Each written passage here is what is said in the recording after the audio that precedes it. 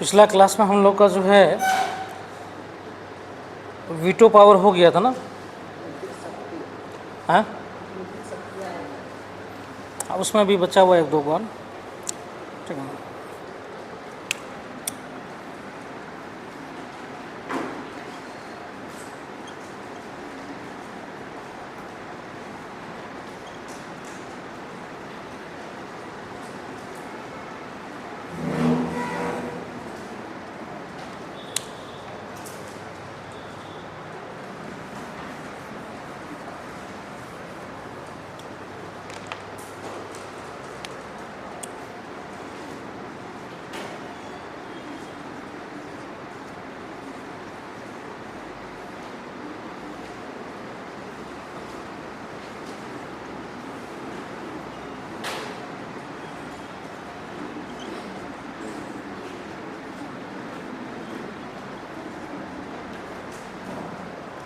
ठीक है। नेक्स्ट हम लोग का है राष्ट्रपति का अध्यादेश की शक्तियाँ। ठीक है, इसका जो उल्लेख किया गया संविधान में आर्टिकल 123 मतलब आर्टिकल 123 में जो है राष्ट्रपति के अध्यादेश की शक्तियों का जो है प्रोविज़न किया गया। ये भी राष्ट्रपति का जो है एक बड़ा ही जो है बोला जाता है कि बहुत ही विशेष शक्तियाँ जो है राष्ट्रपति को दिया गया है। विशेष शक्ति मतलब कहने मतलब है कि इसका प्रयोग जो है राष्ट्रपति ही करते हैं। ठीक है, लेकिन ऐसे तो जनरली माना ही जाता है कि राष्ट्रपति जो है किसी भी शक्ति का प्रयोग मंत्रिपरिषद के सलाह पे ही करते हैं, है ना। कुछ शक्ति है जो राष्ट्रपति सिर्फ अपने विवेक के अनुसार जो है क्या करते हैं, अपने शक्तियों का प्रयोग करते हैं। जैसे एग्जाम्पल फॉर वीटो शक्तियों का, वीटो शक्ति जो है ये राष्ट्रपति जो है अपने विवेक के अनुसार में जो है इसका इस्तेमाल करते हैं। जैसे मान लीजिए कि जैसे हम लोग बोले कि जो है राष्ट्रपति किसी बिल को पुनर्विचार के लिए भेज सकते हैं। राष्ट्रपति जो है किसी बिल को पुनर्विचार के लिए भेज सकते हैं। कौन सा वीटो शक्ति है?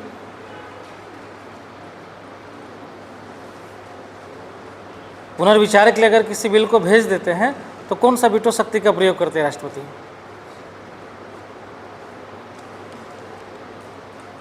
बताओ, रिवीजन नहीं किए?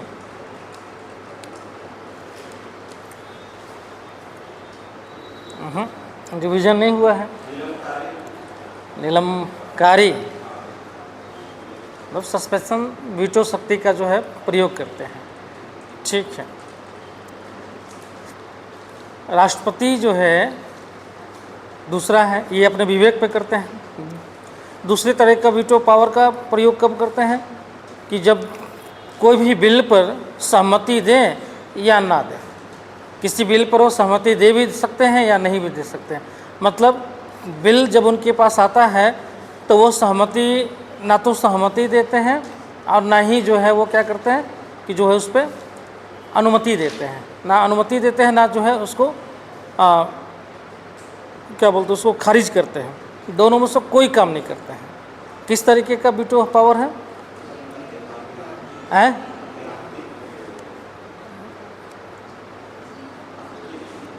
मतलब बिल पर ना तो कुछ कार्रवाई नहीं करते हैं, जेबी वीटो का। ठीक है, जेबी वीटो का। ठीक है, तो राष्ट्रपति जो है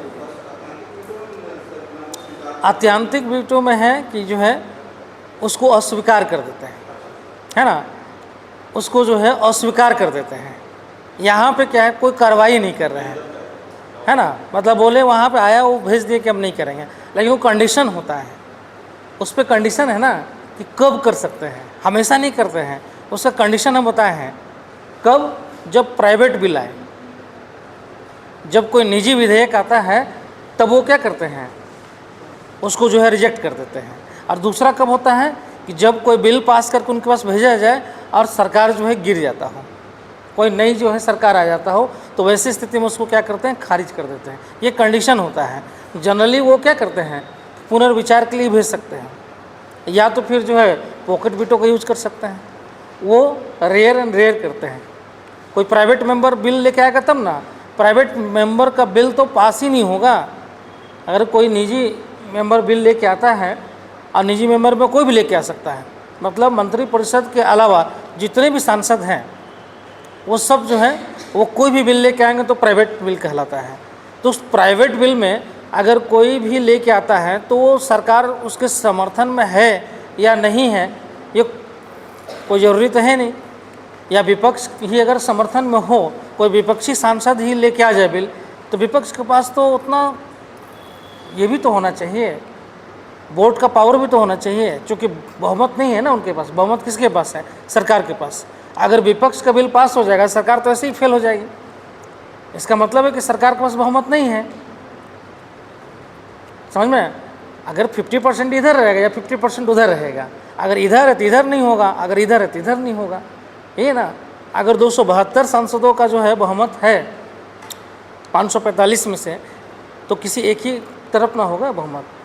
इसलिए कभी कभी बहुमत साबित करने के लिए क्या होता है, अविश्वास प्रस्ताव लेके आया जाता है। समझ में? अब बोला जाता है कि सरकार के पास विश्वास नहीं है, मतलब बहुमत नहीं है, और अविश्वास प्रस्ताव जब पास अगर हो जाता है सरकार गिर जाती है। या फिर बजट अगर पास नहीं हुआ, अनुदान की जो मांग पेश किया जाता है, जो भी मिनिस्टर्स होते हैं जो पैसा मांगते हैं उसको बोलते हैं अनुदान, अनुदान के रूप में मांगते हैं। तो अनुदान जो मांगते हैं अगर वो फेल हो गया, गिर गया, इसका मतलब है कि सरकार गिर गया, उसको इस्तीफा दे देना चाहिए, क्योंकि उसके पास बहुमत नहीं है। समझ में? तो बहुमत नहीं है तो गिर जाएगा। तो राष्ट्रपति जो है विशेष जो अपने विवेक पर आधारित जो है जो वो डिसीजन लेते हैं वो कुछ ही हैं, सब नहीं है। लगभग मामले जो है वो मंत्रिपरिषद के सलाह पे ही लेते हैं, कुछ ही मामला जो अपने विवेक पे लेते हैं। जहाँ पे स्पेस है वो अपने विवेक के अनुसार जो है निर्णय ले सकते हैं। जैसे नई सरकार को चुनने के समय, अगर नया सरकार जो है नया चुनाव हुआ, आप किसी बस बहुमत फूल आ गया तो वहाँ पे तो कोई कुछ कर ही नहीं सकता है। लेकिन कहीं पे गठबंधन बन गया, मतलब किसी पार्टी को बहुमत नहीं आया, तो वहाँ पे राष्ट्रपति का विवेक होता है कि वो किसको सरकार बनाने के लिए बुलाए। मान लीजिए कि जो है किसी को बहुमत नहीं है, मान लीजिए किसी को बहुमत नहीं है, ना एनडीए को बहुमत आया ना इंडिया को बहुमत आया। अब उसमें राष्ट्रपति को देखना होता है कि वो किसको बुलाते हैं। दोनों सौंपा कि हम सरकार बनाना चाहते हैं, वो भी बोला कि हम सरकार बनाना चाहते हैं।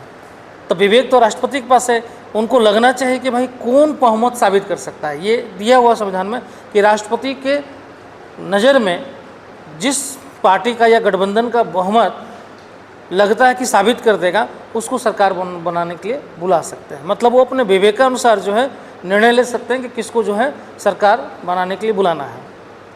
तो राष्ट्रपति वहाँ पे ये है, हो सकता है कि एनडीए के पास जो है ज़्यादा नंबर हो लेकिन बहुमत नहीं है, और इंडिया के पास कम नंबर हो, लेकिन राष्ट्रपति को लग रहा है कि इंडिया के पास साबित करने लायक है बहुमत, तो वो उसको बुला सकते हैं, कोई जरूरी नहीं है। जैसा कई बार उदाहरण है, राज्यपालों का उदाहरण ऐसा है, जैसे गोवा में सबसे बड़ी पार्टी के रूप में कांग्रेस थी, लेकिन जो है सरकार बनाने के लिए बुलाया गया किसको? बीजेपी को, क्योंकि उसके पास कम था, लेकिन फिर भी बुलाया गया। अब सरकार जब बनाने के लिए बुलाया गया तो उसने जो है दूसरे पार्टियों से जो है सहमति ले ली, समर्थन ले लिया। ठीक है, तो ये निर्णय होता है राष्ट्रपति का।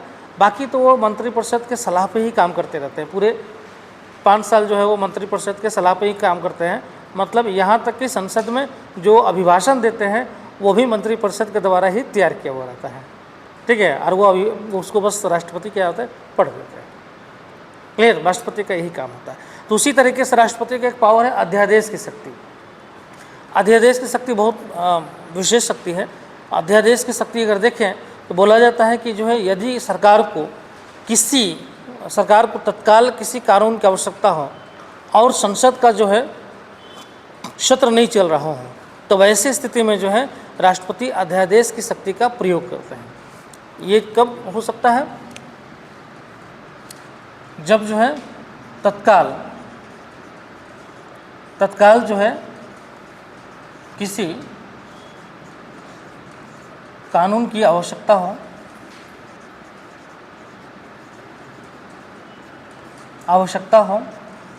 ठीक है, पहला कंडीशन है तत्काल जो है किसी कानून का आवश्यकता हो। मतलब किस आधार पे?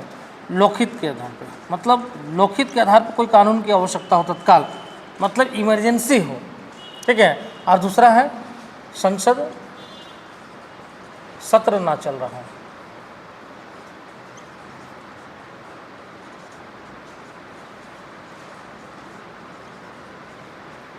दूसरा है कि जब संसद सत्र नहीं चल रहा हो तब ऐसी स्थिति में जो है राष्ट्रपति क्या कर सकते हैं कि अध्यादेश की शक्ति जो है, अध्यादेश की शक्ति का प्रयोग करते हैं,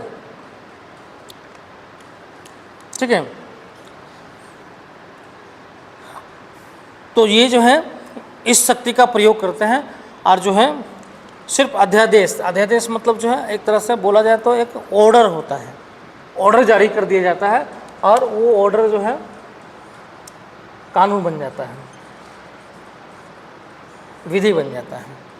लेकिन जो है ये स्थायी नहीं होता है, समझ में, ये स्थायी कानून नहीं होता बल्कि क्या होता है, अस्थायी कानून होता है, ठीक है। इसका मैक्सिमम जो है, मैक्सिमम जो अवधि होता है इस कानून का वो 6 मंथ का होता है। मैक्सिमम जो इसका अवधि होगा वो क्या होगा, 6 मंथ का, मतलब 6 मंथ से ज़्यादा ये विधि लागू नहीं हो सकता है, मैक्सिमम 6 मंथ। और दूसरा है कि जो है जब संसद सत्र शुरू हो तो 6 वीक के अंदर में, 6 वीक के अंदर में जो है ये विधि या अध्यादेश पारित कर दिया जाता है।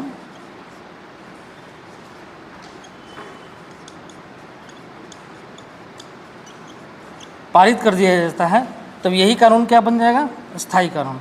फिर ये जो है अस्थायी कानून बन जाएगा, समझ में। मतलब अगर जो है यही जो कानून बनाया गया इसका अवधि 6 मंथ का, 6 वीक है, 6 मंथ है इसका अवधि, मैक्सिमम है। लेकिन संसद नियम है कि संसद अगर शुरू हुआ सेशन, तो सेशन शुरू होने से 6 वीक के अंदर में इसको पास हो जाना चाहिए। अगर नहीं पास होगा तो कानून ऑटोमेटिक समाप्त हो जाएगा, समझ में, कानून ऑटोमेटिक समाप्त हो जाएगा। और मान लीजिए कि जो है अगर मान लीजिए संसद सत्र पारित हुआ और जो अध्यादेश पारित किया गया है, अगर इसको बिल लाकर अगर संसद से इसको पारित कर दिया जाता है दोनों सदन से, तो फिर ये क्या बन जाएगा, कानून बन जाएगा स्थायी रूप से। इसका एग्जाम्पल है 3 तलाक, ठीक है। इसका एग्जाम्पल है 3 तलाक। 3 तलाक जो है शुरुआत में जब लाया गया लोकसभा में पास हो गया, लेकिन राज्यसभा में जो है ये नहीं पास हो पाया क्योंकि सरकार के पास जो है राज्यसभा में बहुमत नहीं था, ठीक है। तो सरकार ने क्या किया कि जब संसद सत्र में नहीं रहा तो राष्ट्रपति के अध्यादेश के द्वारा जो है इसको लागू करवा दिया। तो राष्ट्रपति ने अध्यादेश जारी किया तो 3 तलाक कानून लागू हो गया, ठीक है। अब 3 तलाक कानून लागू हो गया तो फिर जो है संसद सत्र जब स्टार्ट हुआ फिर से इस कानून को लाया, फिर से इसको अध्यादेश को पारित करवाने का प्रयास किया गया, लेकिन फिर पास नहीं हुआ। तो फिर जो है दोबारा जो इसको लागू करने के लिए फिर से अध्यादेश जारी किया गया। मतलब कहने का मतलब है कि लगभग 3 बार जो अध्यादेश एक ही विषय पर लागू किया गया, एक ही विषय पर जारी किया गया। मतलब एक बार लागू किया गया तो अवधि तो 6 मंथ होगा मैक्सिमम, या 6 वीक होगा जो भी पहले हो, ठीक है। या फिर जो है ये ख़त्म हो गया तो कानून ख़त्म, लेकिन फिर से उसको लागू करने के लिए फिर से अध्यादेश जारी हुआ, फिर ख़त्म हुआ, फिर अध्यादेश जारी हुआ और फिर अंततः जो है इसको संसद से पारित करवा लिया गया। जब पारित हो गया तो फिर अस्थायी कानून बन गया। पहले अस्थायी कानून था, स्थायी कानून बन गया। अब 3 तलाक जो है तब तक लिए है जब तक सरकार जो उसको हटा न दे। हाँ, संसद से पारित हो गया अस्थायी कानून, हाँ अस्थायी कानून हो गया, मतलब वो हमेशा के लिए बन गया कानून। आज से तो जो है, आज से तो नए नए कानून लागू हो गया है, बहुत सारा कानून लागू हुआ है। अब आईपीसी हट गया है, अब आईपीसी हटा दिया गया है। अब उसके जगह क्या गया है, भारतीय न्याय दंड संहिता करके है, BNS है, BNS भारतीय न्याय संहिता, ठीक है। 3 बना है, भारतीय न्याय संहिता, भारतीय न्याय साक्ष्य संहिता करके है ना। और CRPC को भी चेंज किया गया है, वो भी भारतीय हाँ BNS करके है, BNS है ना, तो भारतीय न्याय। अब उसमें जो है नया मतलब चीज़ें वही है, नाम चेंज कर दिया गया और कुछ की चीज़ों को अलग अलग कर दिया गया है। मतलब अब थोड़ा सा ये किया गया है कि जो है फास्ट ट्रैक में जाने का है। उसके बाद जो है कुछ चीज़ें हैं कि 0 FIR इसको लागू कर दिया, नेसेसरी कर दिया गया 0 FIR। 0 FIR समझते हैं? नहीं,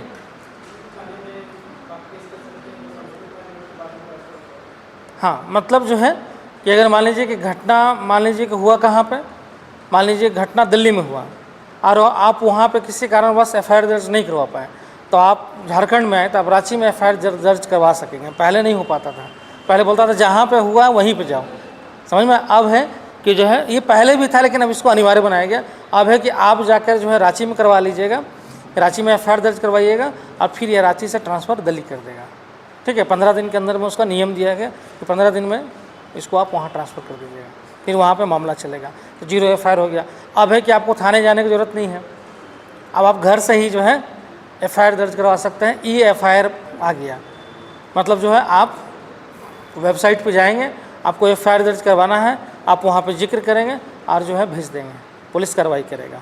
E-FIR में एक फ़ायदा भी है, इससे पहले क्या था कि आप जाते थाने में और थाना वाला जो है पूछता था कि भाई जो है क्या बात है, तुम्हारे ऊपर भी FIR दर्ज होगा, ये होगा वो होगा, ठीक है, सादा पन्ना में लिखवा कर ले लेता था और फिर इधर इधर ही सेटलमेंट कर देता था। उधर से भी पैसा लिया, इधर से पैसा लिया, सेटलमेंट कर दिया। आप ज़्यादा उछल कूद किए, आप ही को डरा दिया कि तुम्हारे ऊपर भी FIR दर्ज होगा, तुम कहाँ थे, तुमने ही मारपीट किया है, चाहिए किया वो किया, अलग अलग चीज़ें था, ठीक है। लेकिन अब नहीं हो सकेगा, अब घर पे ही FIR, अगर आप जो है वेबसाइट पे जाएंगे, ई थाना बना हुआ है, वेबसाइट पे जाएंगे, FIR दर्ज कर देंगे तो ऑटोमेटिक जो है FIR चला जाएगा और वो थाने वाला उसका कोई सेटलमेंट नहीं कर पाएगा, क्योंकि अब वो रजिस्टर्ड हो गया ना, और वो सबके पास है। वो वेबसाइट जो है ऐसा पोर्टल है जो डेस्क के रूप में, मतलब ऐसा डेस्क होता है जिसमें हर कोई क्या होता है उसमें जुड़ा हुआ रहता है। तो वहाँ पे मालूम चला SP भी उसको देख रहा है, मंत्री भी देख रहा है, सबके पास वो है कि ये FIR दर्ज हुआ, इतना FIR आज इस थाने का आया है, तो अब उसको सॉल्व करना ही पड़ेगा, समझ में। तो अब जो है थोड़ा सा पुलिस के लिए थोड़ा सा कठिन कर दिया गया है, ठीक है। तो ठीक है, अब ये पूरा पढ़े नहीं है, थोड़ा बहुत देखते रहे, देखें कल कि आज 1 जुलाई से लागू हो रहा है, ठीक है। तो थोड़ा बहुत देखें, पूरा देखेंगे तो बता देंगे कभी कुछ, ठीक है।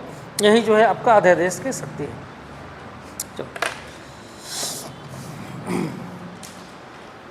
अब उसमें लिखो नीचे से,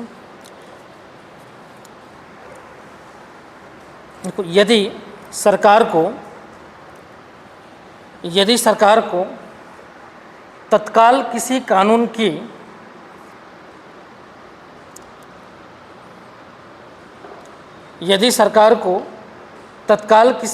की आवश्यकता है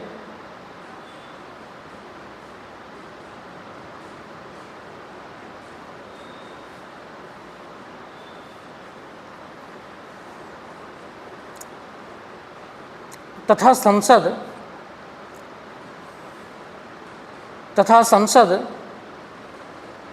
सत्र में नहीं है, तो इस स्थिति में राष्ट्रपति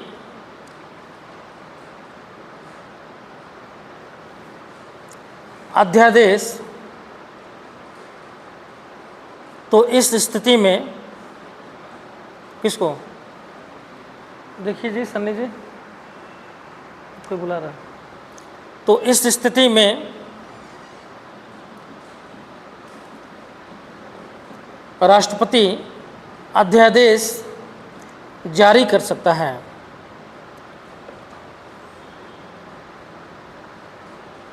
अध्यादेश को इंग्लिश में ऑर्डिनेंस बोलते हैं। इस स्थिति में राष्ट्रपति अध्यादेश जारी कर सकता है। नेक्स्ट पॉइंट लिखिए, अध्यादेश एक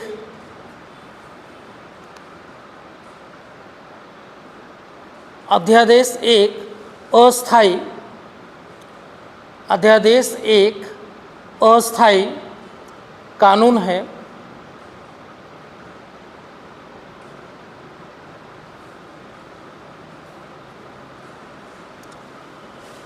तथा यह संसदीय कानून की भांति तथा यह संसदीय कानून की भांति प्रभावी है।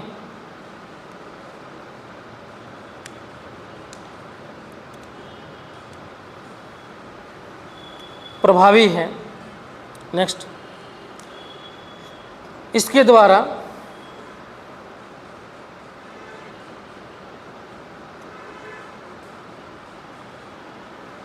किसी संसदीय कानून में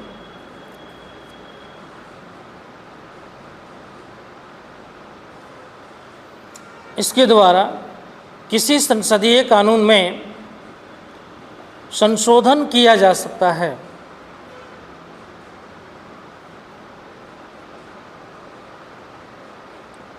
संसदीय कानून में संशोधन किया जा सकता है। नेक्स्ट, इसका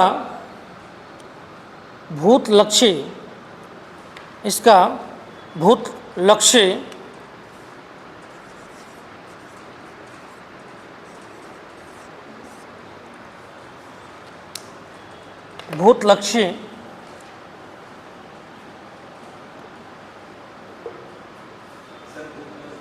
बता रहे हैं, भूत लक्ष्य क्रियान्वयन किया जा सकता है।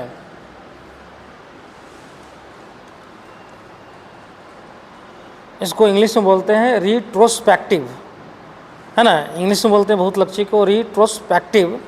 ये होता है भूत लक्ष्य मतलब पहले से, मतलब जैसे आज हम लागू कर रहे हैं तो हो सकता है हम 3 महीना पहले से ही कानून को लागू कर दें।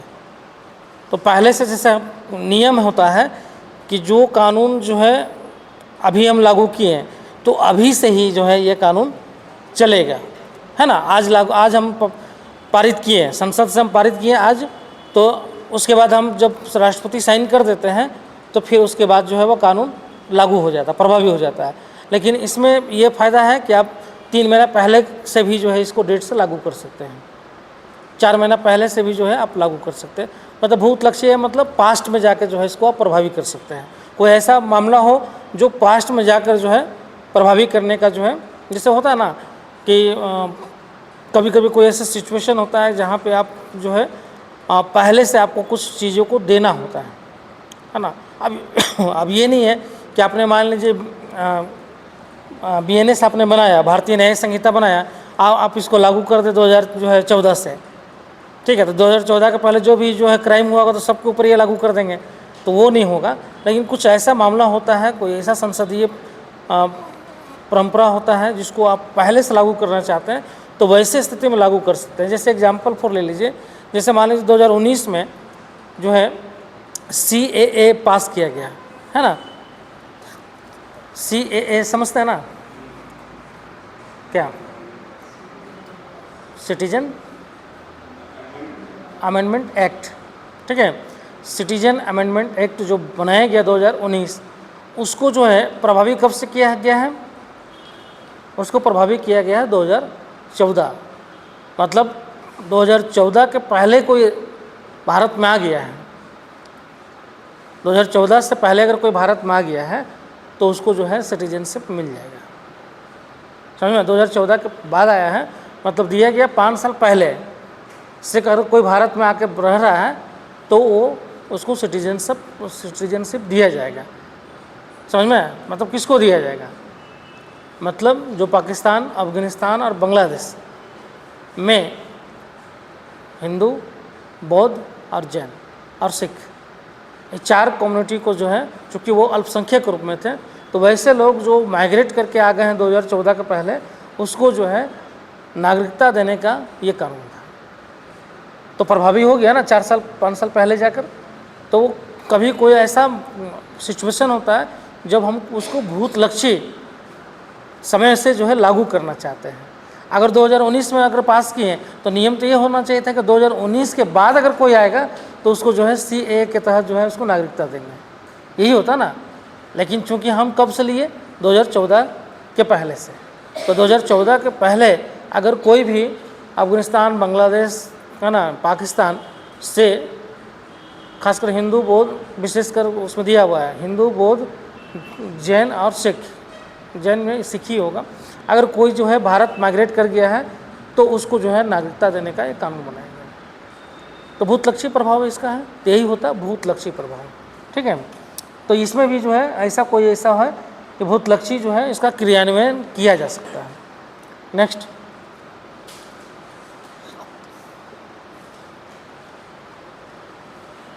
अध्यादेश से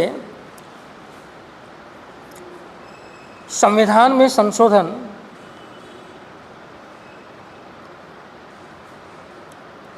अध्यादेश से संविधान में संशोधन नहीं किया जा सकता है। अध्यादेश से संविधान में संशोधन नहीं किया जा सकता है।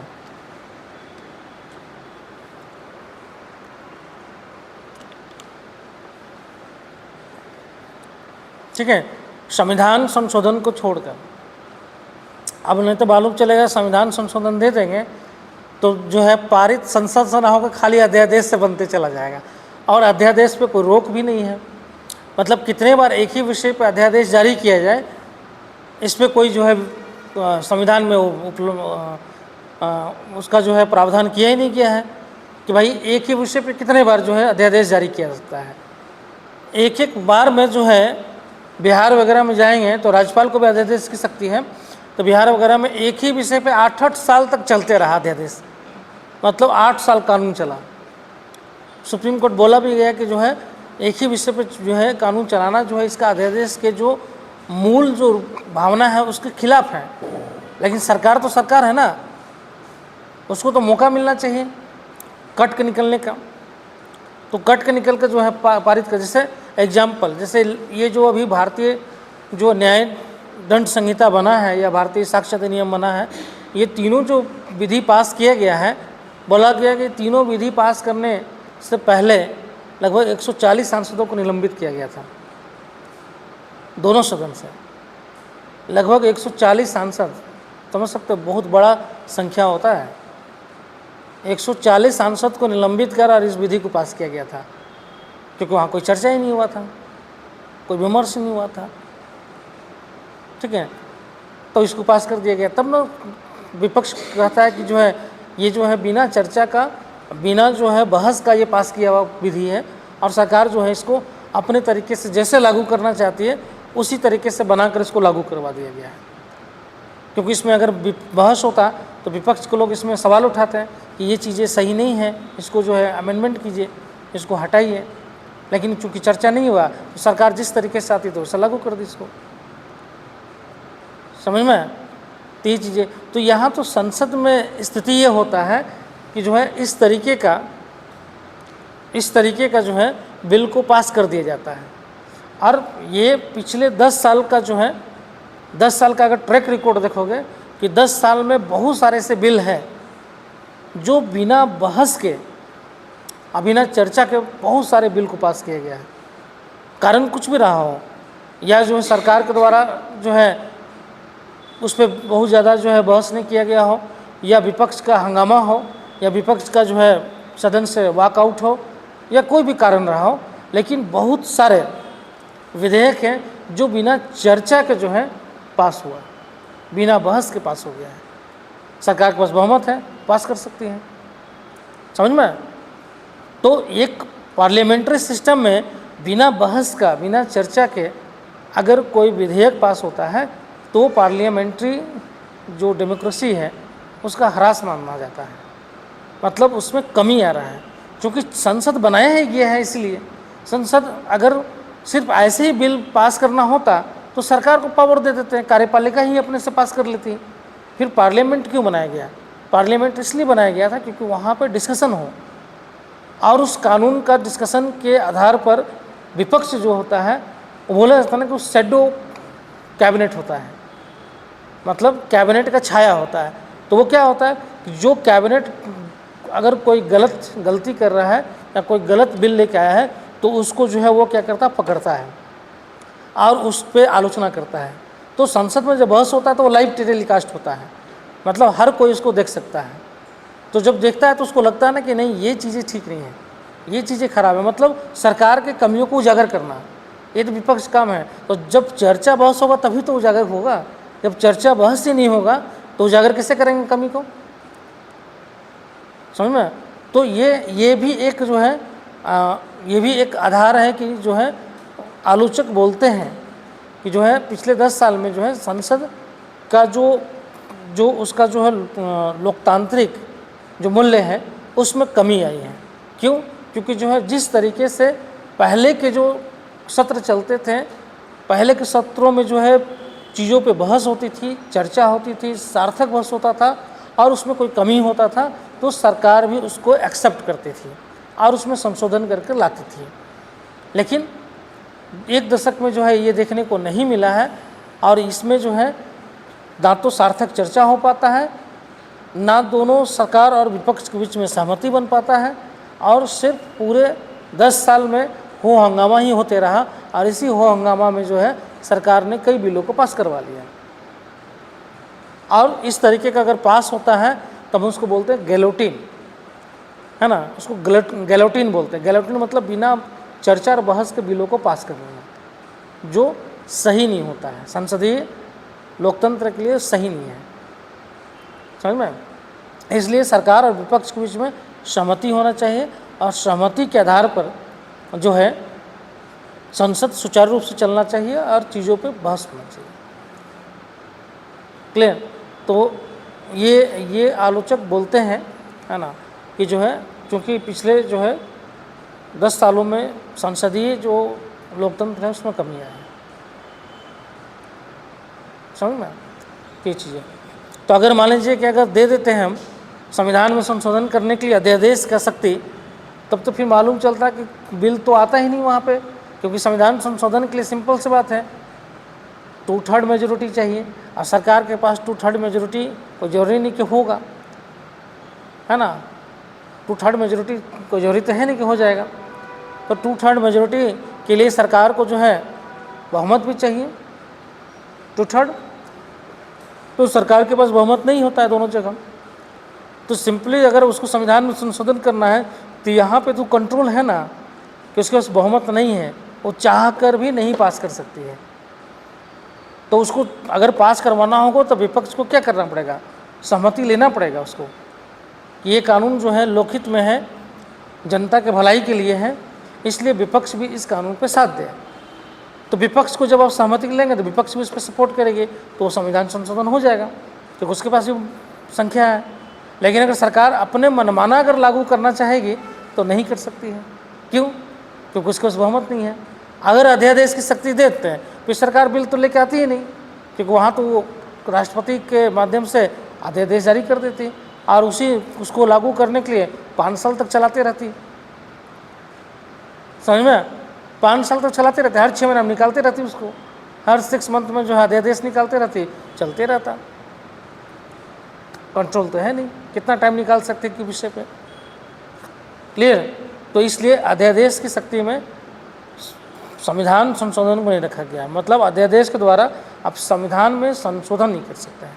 संविधान संशोधन करने के लिए आपको जाना ही पड़ेगा पार्लियामेंट में, और पार्लियामेंट में जाएंगे तो आपको 2/3 मेजोरिटी से ही पास करना पड़ेगा, समझ में।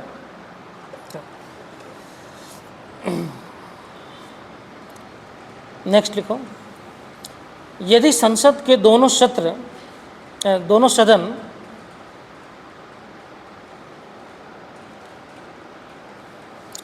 यदि संसद के दोनों सदन सत्र में नहीं है तो अध्यादेश जारी किया जा सकता है। सत्र में नहीं है तो अध्यादेश जारी किया जा सकता है।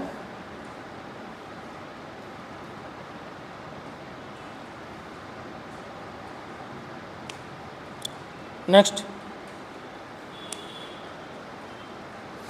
यदि एक सत्र, नेक्स्ट पॉइंट, यदि एक सत्र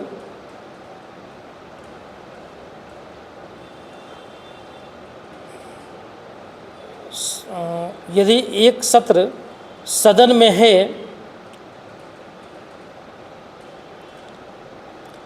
और दूसरा नहीं है,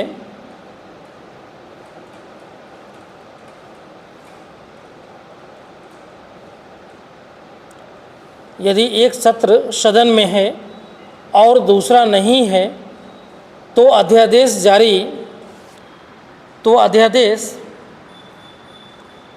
जारी किया जा सकता है।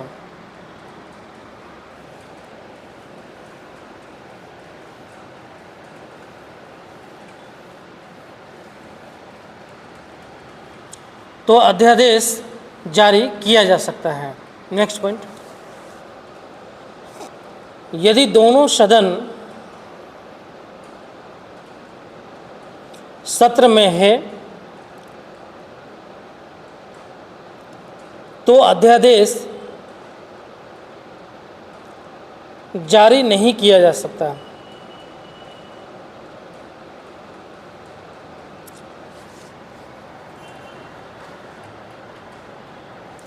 यदि दोनों सदन सत्र में है तो अध्यादेश जारी नहीं किया जा सकता।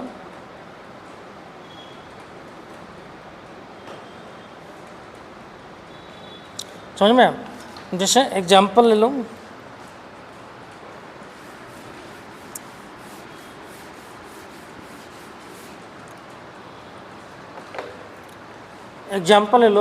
कि ये तो मालूम चल गया कि अध्यादेश कब जारी किया जाता है। 2-4 पॉइंट याद रखोगे तो लिख लोगे, है ना। बस 5 पॉइंट याद रखना है। अध्यादेश कब जारी किया जा सकता है? पहला पॉइंट है कि जो है तत्काल किसी विधि की आवश्यकता हो, है ना। कोई भी जो है लोकहित में कोई ऐसी परिस्थिति उत्पन्न हो गया हो कि विधि बनाना आवश्यक हो तो अध्यादेश जारी किया जा सकता है। पहला कंडीशन है। दूसरा कंडीशन है, ये पहला कंडीशन है। दूसरा कंडीशन है जब संसद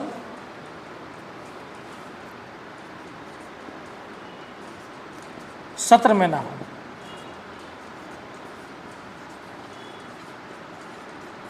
दूसरा कंडीशन होना चाहिए, पहला तो जो है तत्काल आवश्यकता हो, दूसरा कंडीशन संसद सत्र में ना हो।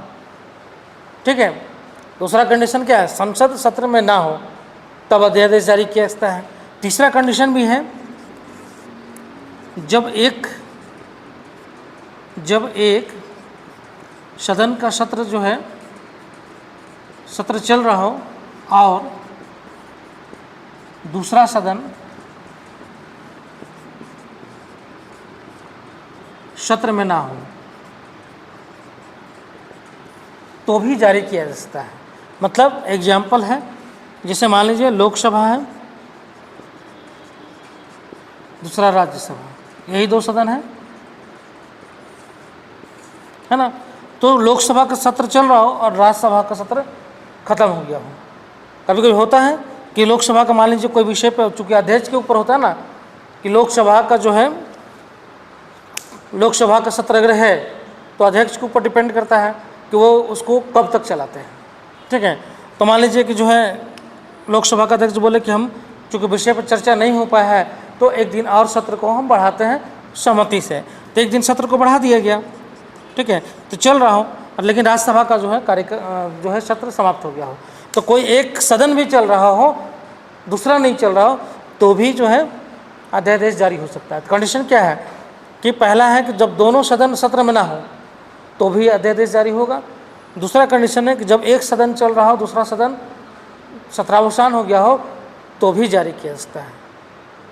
दोनों सदन सत्र में चल रहा हो तो नहीं हो सकता है। समझ में क्लियर हुआ? पहला कंडीशन है कि आवश्यकता होना चाहिए, तत्काल जो है किसी जनता के हित में जो है कोई तत्काल वैसा विधि या कानून बनाने की आवश्यकता हो तो अध्यादेश जारी होगा। कारण इसका ये है, कब किया जा सकता है? जब सत्र में दोनों सदन ना हो या फिर एक सदन हो एक ना हो, ये कंडीशन है, तब अध्यादेश जारी होगा। ठीक है, 2 पॉइंट हो गया। तीसरा पॉइंट है कि अध्यादेश जब जारी किया जाता है तो वो एक अस्थायी कानून होता है, स्थायी नहीं होता, वो अस्थायी कानून होता है। ठीक है। चौथा पॉइंट है कि जब सदन का सत्र आरंभ होता है तो 6 मंथ तक जो है 6 वीक के अंदर में जो है उसको पास करवाना होता है अध्यादेश को। अगर पास हो गया तो वो परमानेंट विधि बन जाएगा, यदि अगर पास नहीं होगा तो फिर वो समाप्त हो जाएगा 6 वीक के अंदर में। लेकिन अगर मान लीजिए कोरोना का काल आ गया और सत्र स्टार्ट नहीं हुआ, मान लीजिए कि कोरोना का अगर काल है और संसद का सत्र नहीं चलाया जा सकता है, 6 महीना के लिए नहीं चलेगा, तब फिर सत्र स्टार्ट होगा तब ना 6 वीक में आप पास कीजिएगा उसको। अगर नहीं करेंगे तो समाप्त हो जाएगा। लेकिन अगर कोरोना जैसा कोई महामारी आ गया और इसमें संसद सत्र चलाना जो है पॉसिबल नहीं है, तब ऐसी स्थिति में क्या होगा? अगर 1 साल सत्र नहीं चलेगा तब फिर तो कानून तो 1 साल चला जाएगा। तो वैसी स्थिति में है कि मैक्सिमम जो इसका अवधि होगा वो 6 मंथ होगा। समझ में? मैक्सिमम इसका अवधि 6 मंथ। सत्र नहीं भी चलेगा तो 6 महीना के बाद ये स्वतः समाप्त हो जाएगा। बस यही 5 पॉइंट याद रखना है। क्लियर?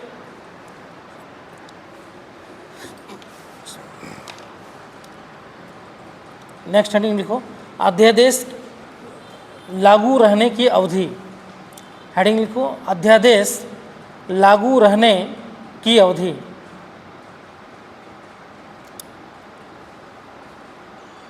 अध्यादेश लागू रहने की अवधि।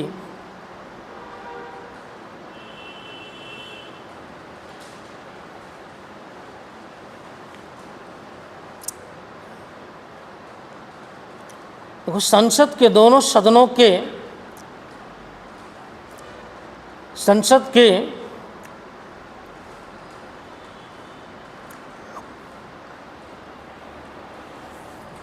सदनों के सत्र आरंभ होने के बाद,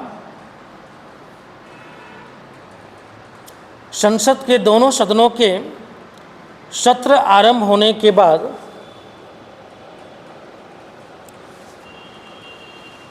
6 सप्ताह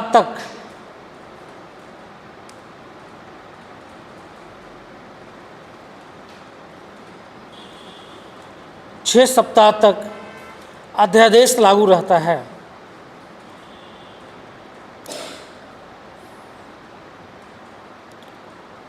उसके बाद यह स्वतः समाप्त हो जाता है। उसके बाद यह स्वतः समाप्त हो जाता है।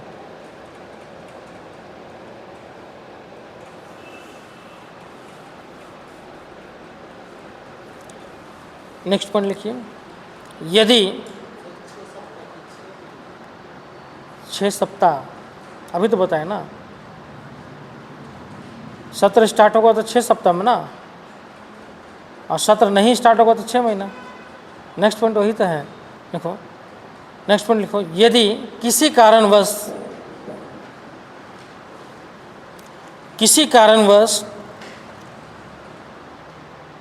संसद का सत्र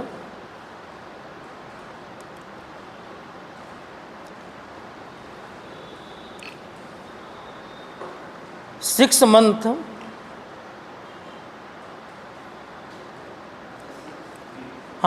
मंथ के अंदर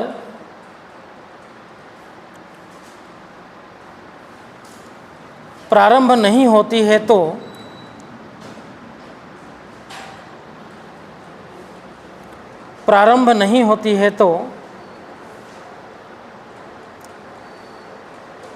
अध्यादेश की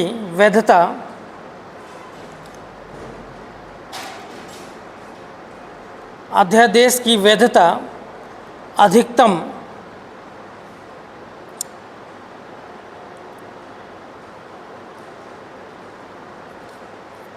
6 मंथ तक होगी। अधिकतम 6 मंथ तक होगी।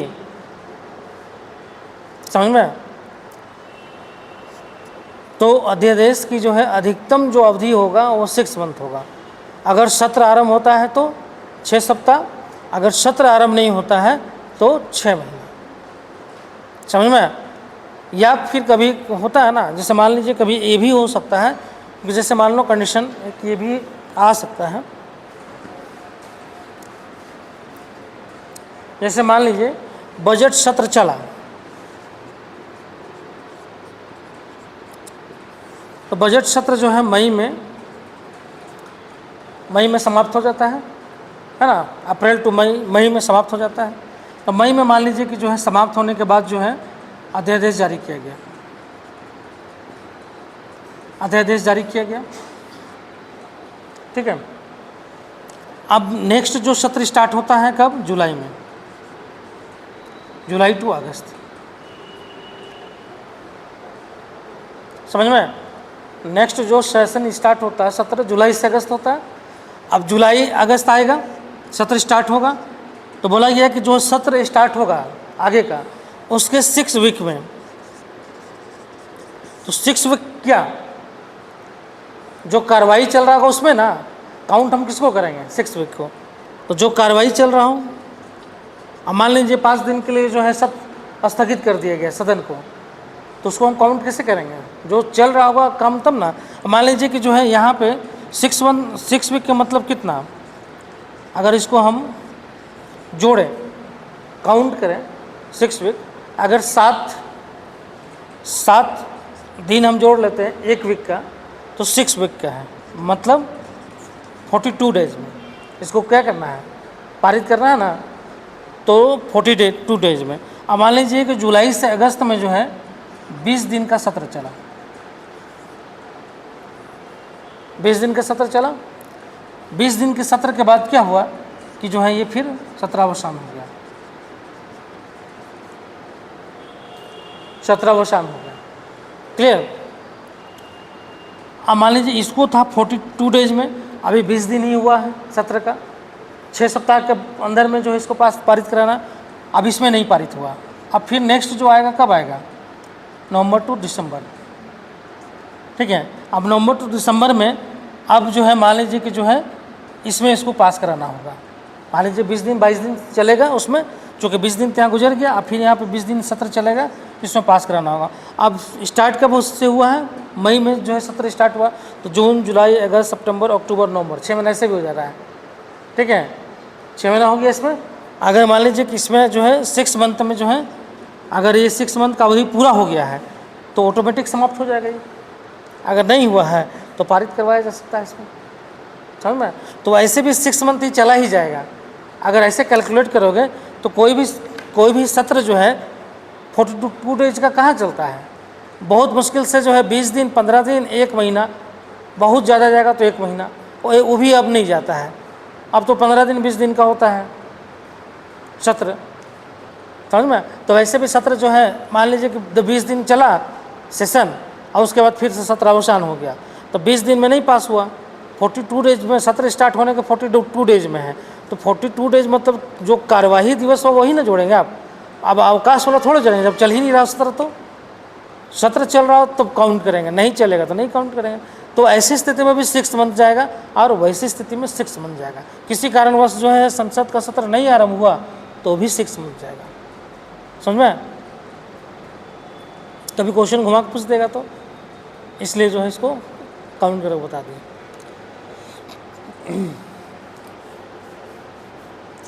चलो नेक्स्ट लिखो। अध्यादेश लागू रहने के दौरान, अध्यादेश लागू रहने के दौरान किए गए कार्य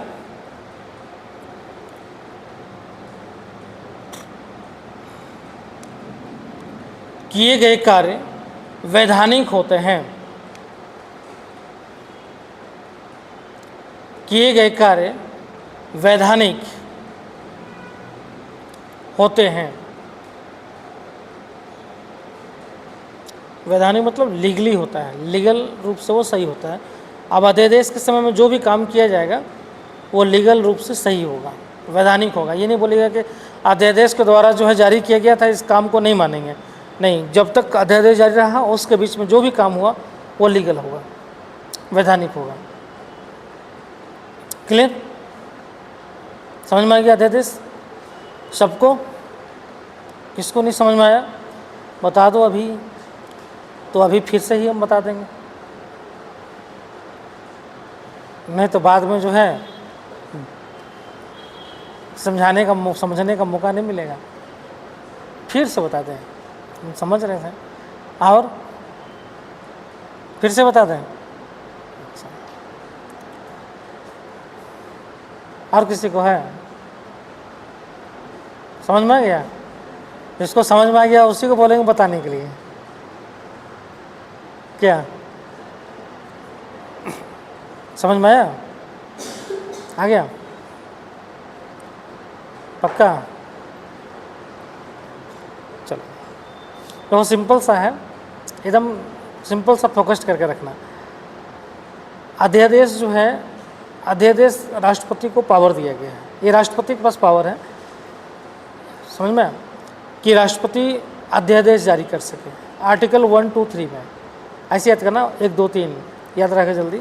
123 बोलते हैं उसको, है ना, लेकिन 1, 2, 3 से जल्दी याद होता है। तो अध्यादेश जारी करने का पावर जो है राष्ट्रपति को दिया हुआ है। क्लियर?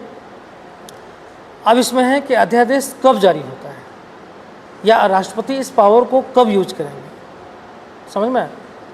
तो इसमें दिया गया है परिस्थिति में कि ये राष्ट्रपति अध्यादेश कब जारी करेंगे। तो पहला कंडीशन है कि जब तत्काल इसकी आवश्यकता हो। सिंपल सी बात है कि जब आपको आवश्यकता होगा तभी तो आप इसको लागू करेंगे ना। तो जब तत्काल इसकी आवश्यकता हो राष्ट्रपति की नज़र में कि ये कानून अभी तत्काल लागू होना चाहिए, कोई भी विधि लागू होना चाहिए, पहला कंडीशन। लेकिन ये अध्यादेश तभी राष्ट्रपति जारी कर सकते हैं, राष्ट्रपति को लग रहा है कि तत्काल इस कानून की आवश्यकता है, लेकिन वो तब जारी करेंगे जब संसद सत्र में ना हो, मतलब संसद नहीं चल रहा हो, तभी जारी करेंगे।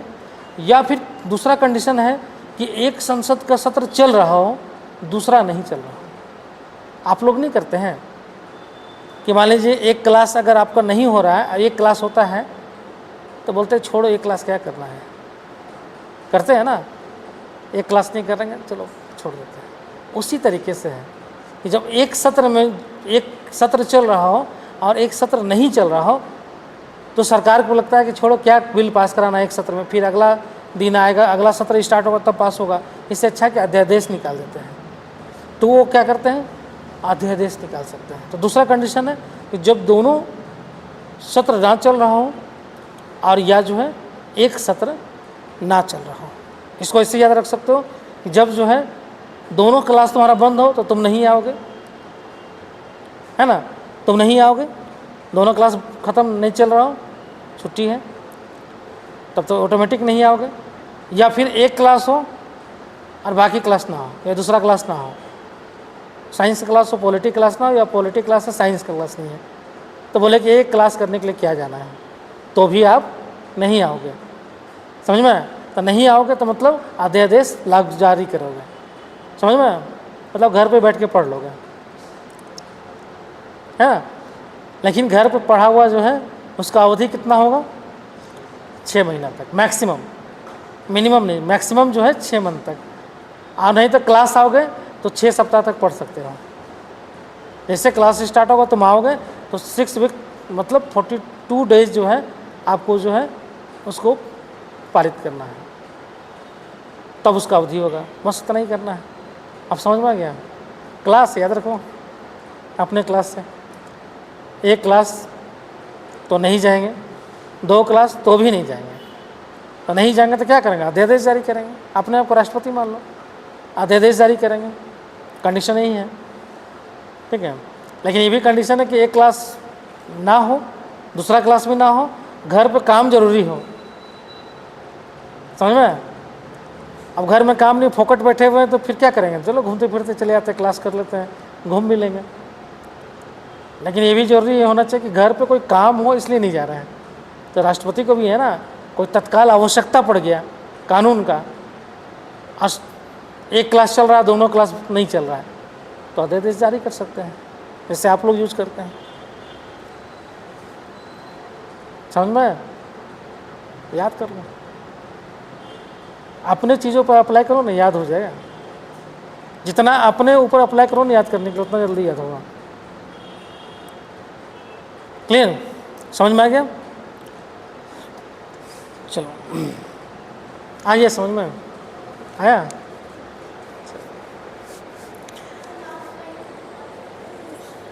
क्या लास्ट? मतलब कहने का मतलब है कि घर पे तुम जो पढ़ाई करोगे, अब मान लीजिए क्लास में आके पूछें, क्लास में बोले अरे तुम क्यों नहीं क्लास आए, तो बोले कि सर हम घर पे पढ़ाई कर रहे थे सर। सोचे एक क्लास के लिए क्या जाए, घर पे बैठ के खूब जम के पढ़ाई करते हैं। बोले अच्छा पढ़े थे तुम घर पे? तो हम जो पढ़ाए तो पढ़ लिए थे। बोले हाँ सर। तो जो तुम पढ़े थे वो भी सही था, समझ में? मतलब जो तुम घर पे पढ़े थे, बोले कि अच्छा तुम पढ़ लिए हो, समझ गए हो ना, तो हाँ चलो ठीक है। उसी तरीके से है कि मान लीजिए अध्यादेश जब जारी किया जाता है, और अध्यादेश जारी जब रहता है, उस दौरान उस अध्यादेश के द्वारा जो भी कार्य किया जाएगा वो क्या होगा? वैधानिक होगा, मतलब वो सही होगा। गलत उसको नहीं बोलेंगे कि अध्यादेश के समय में काम किया गया था इसलिए वो गलत हो गया। मतलब तुम घर पे पढ़ाई की हो उसको हम रिकमेंड नहीं करेंगे, बोले नहीं नहीं तुम घर पे पढ़ के आओ, उसको हम नहीं मानेंगे। घर पे क्यों पढ़ के आए? यहाँ क्यों नहीं पढ़े तुम? यहाँ क्लास करते तब ना तुम पढ़ते, इसको मानेंगे नहीं। अगर घर पे भी पढ़ रहे हो तुम तो वो भी लीगल है, बशर्ते तुमको काम होना चाहिए। समझ में? तो यही जो है आपका वैधानिक कार्य। क्लियर? चलो अब हमको समझ में आ रहा है कि तुम लोगों को समझने और समझाने के लिए जो है कुछ एग्जाम्पल इस तरह का सेट करना पड़ेगा, तब समझ में आएगा। क्लियर? अब यहाँ पे ये हुआ, अब तो मान लीजिए चलो ये पावर दिया गया, ये संवैधानिक है। अभी तक ये जो भी चीज़ें हम बताए हैं ये आपके संविधान में लिखा हुआ है। लिखा हुआ और व्यवहारिक में दोनों में बहुत अंतर होता है। सरकार के पास अगर आपके पास जो है पावर दे दिया जाए, आपको पिताजी बोल देते हैं कि ठीक है तुम लोग पढ़ाई भी करते रहो, पढ़ाई कर रहे हो, है ना, लेकिन जो है पढ़ने के साथ साथ दिमाग को जो है कूल रखना चाहिए। मान लीजिए फादर आपके बहुत, है ना, फ्रेंडली हैं आपके साथ, खुल के आप लोग बात कर लेते हैं अपने फादर या मदर के साथ, तो फादर बोलता है अरे पढ़ने लिखने के साथ पढ़ाई तो ठीक है अपनी जगह है, लेकिन खाली पढ़ते ही मत रहो, दिमाग को कूल भी रखो, है ना, थोड़ा दिमाग को जो है थोड़ा सा फैलाओ भी, कभी कोई मूवी भी देखने भी चले जाना, है ना, थोड़ा दिमाग तुम्हारा कूल रहेगा। कभी घूमने भी चले जाना, है ना, कभी दोस्तों के साथ जो है पार्टी भी कर लेना, क्या दिक्कत है। सप्ताह में 15 दिन में एक बार जो है रेस्टोरेंट में खाना भी खा लेना। क्लियर? तो बहुत फ्रेंडली आपके फादर हैं, तो आपको जो है उन्होंने बोला कि थोड़ा इन्जॉय भी कर लिया करो, पढ़ाई के साथ इन्जॉय भी जरूरी है। उससे क्या होता है कि आपका पर्सनालिटी डेवलप होता है। अब आपके माइंड में आ गया कि अच्छा पिताजी ने तो बोला है इन्जॉय भी करना है, पढ़ाई भी करना है, इन्जॉय भी करना है। लेकिन जब आप अपने जो आपको पिताजी बोले पावर दे दें कि आप घूम भी सकते हो, तब आप क्या करते हो? फिर अपने शक्ति का दुरुपयोग करना स्टार्ट करते हो। फिर ना घूमने में आपको बहुत ज़्यादा इन्जॉय आने लगता है, या मूवी देखने में इन्जॉय आने लगता है। पिताजी बोले थे कि अरे महीना में एक आध बार देख लेना मूवी, लेकिन यहाँ तो इतना इन्जॉयमेंट आ रहा है कि हर जो है शुक्रवार को पहुँच जा रहे टिकट घर पे,